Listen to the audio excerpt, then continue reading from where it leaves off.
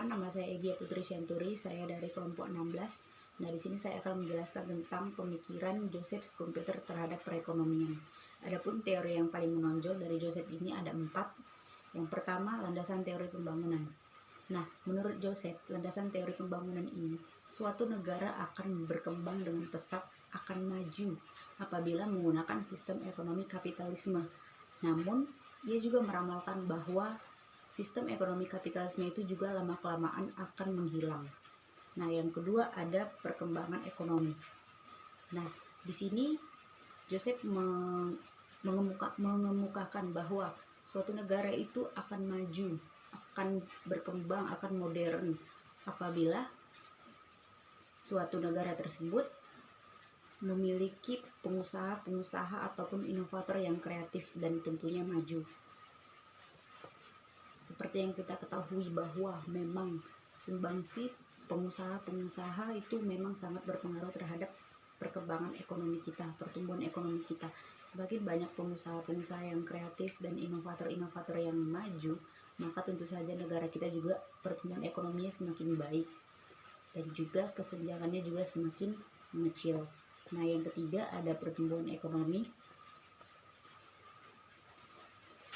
Nah, pertumbuhan ekonomi di suatu negara itu tadi sudah saya katakan bahwa ditentukan oleh usaha-usaha ataupun inovasi-inovasi yang dilakukan oleh para pengusaha yang kreatif tentunya.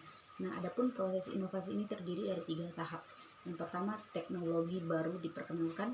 Maksudnya itu teknologi baru yang diperkenalkan, artinya kita menciptakan suatu teknologi yang benar-benar baru dan yang belum pernah dibuat oleh negara lain maupun pengusaha lain.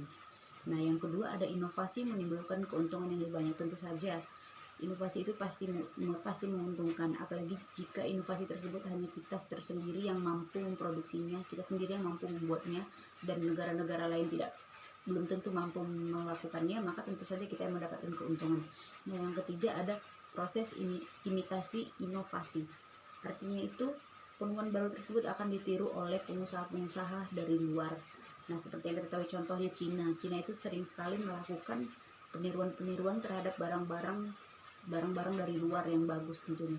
Nah, jadi sehingga seluruh pengusaha akan meningkatkan hasil produksinya baik secara kuantitatif maupun kualitatif.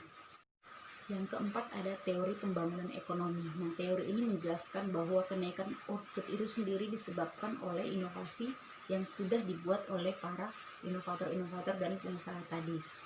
Baiklah, jadi kesimpulannya adalah inovasi, sumber daya manusia, dan teknologi lah yang sangat mempengaruhi kemajuan suatu negara dan kemajuan pertumbuhan ekonomi suatu negara.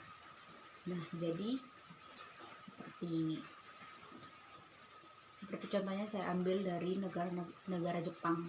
Nah, di negara Jepang itu sumber daya manusianya sangat maju, yang dimana kita ketahui Jepang itu sangat besar dalam memproduksi robot dan teknologi-teknologi yang canggih lainnya yang sudah banyak diekspor ke luar negeri, bahkan ke negara kita sendiri.